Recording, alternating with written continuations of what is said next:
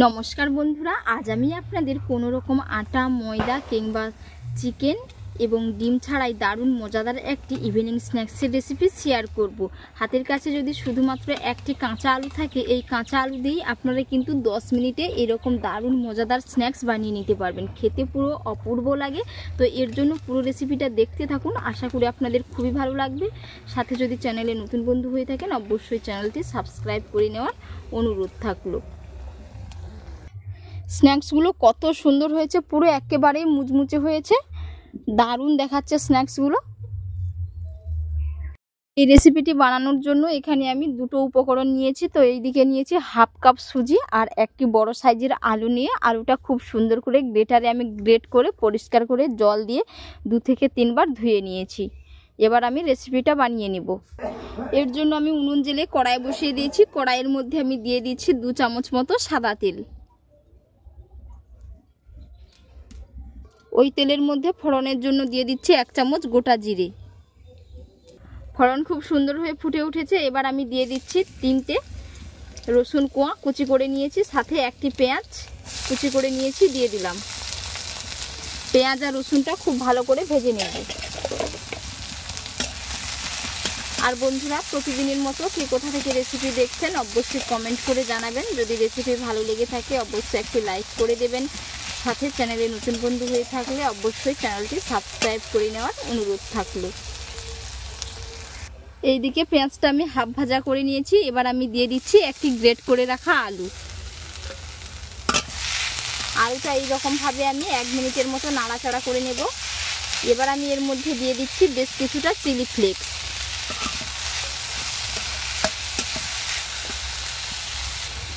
এবার দিয়ে দিব 1 চামচের মতো কাসুরি মেথি।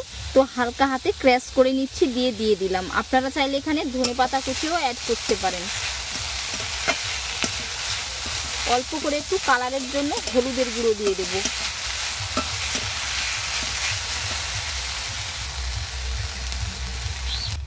এক থেকে 1.5 মিনিট খুব ভালো করে আলুটা আমি নাড়াচাড়া করে নিয়েছি। এবার আমি এর মধ্যে দিয়ে দিচ্ছি এই কাপের মাপ করে 1.5 কাপ জল। আরও হাফ কাপ দিয়ে দিলাম। এবার আমি দিয়ে দিচ্ছি পরিমাণ মতো লবণ। তো এইদিকে খুব সুন্দর হয়ে কিন্তু ফুটে উঠেছে। এবার আমি দিয়ে দেব এর মধ্যে হাফ কাপ সুজি আগে থেকে মেপে রেখেছিলাম, সেটা দিয়ে দিচ্ছি। দিয়ে খুব সুন্দর করে একটি ডো রেডি করে নেব। আলুটাও এইভাবে সেদ্ধ হয়ে যাবে খুব সুন্দরভাবে।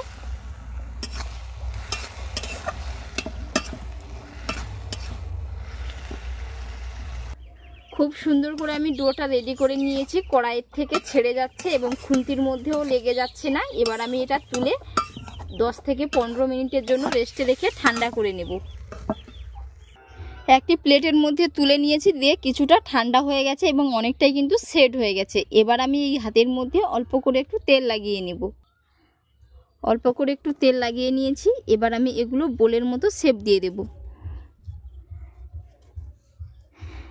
খুব ভালো করে কিন্তু বোলের শেপ দিতে হবে, যাতে না কোনো প্রকারের ক্র্যাচ থাকে।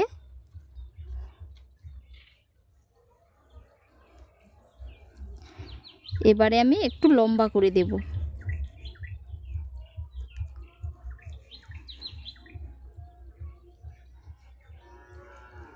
এই যে সামান্য একটু লম্বা করে নিয়েছি।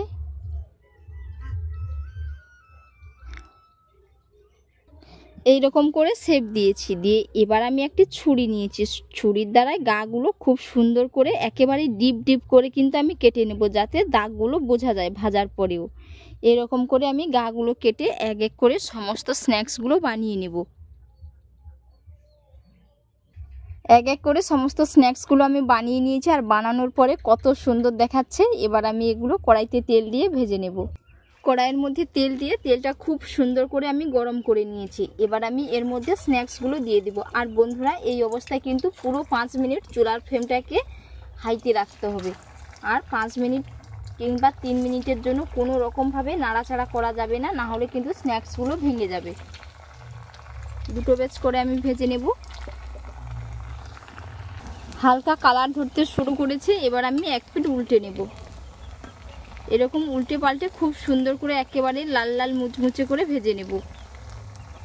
ধীরে সুস্থে একটু উল্টে পাল্টে নিতে হবে, না হলে কিন্তু স্ন্যাক্সগুলো ভেঙে যাবে।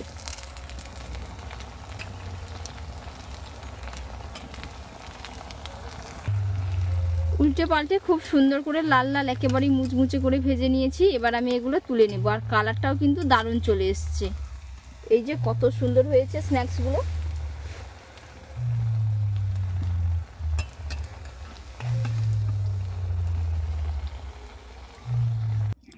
বাকিগুলো ঠিক একই রকম ভাবে ভেজে নেব। এক এক করে সমস্ত স্ন্যাক্সগুলো বানিয়ে নিয়েছি। আর ভাজার পরে স্ন্যাক্সগুলো কত সুন্দর দেখাচ্ছে। আর বন্ধুরা এগুলো কিন্তু দারুণ মুচমুচে হয়, যখনই পুরোপুরি ঠান্ডা হয়ে যাবে পুরো মুচমুচে হবে। এই যে এখন থেকেই আওয়াজটা শুনেই বুঝতে পেরেছেন কতটা সুন্দর হয়েছে। অবশ্যই আপনারা কিন্তু বাড়িতে একবার বানিয়ে নেবেন, খেতে পুরো দুর্দান্ত হয়। আর এতক্ষণ পুরো রেসিপি দেখার জন্য আপনাদের অসংখ্য অসংখ্য ধন্যবাদ থাকলো। আপনাদের সাথে নেক্সট অন্য একটি রেসিপিতে দেখা হচ্ছে। আপনারা সকলেই ভালো থাকবেন, সুস্থ থাকবেন। ধন্যবাদ।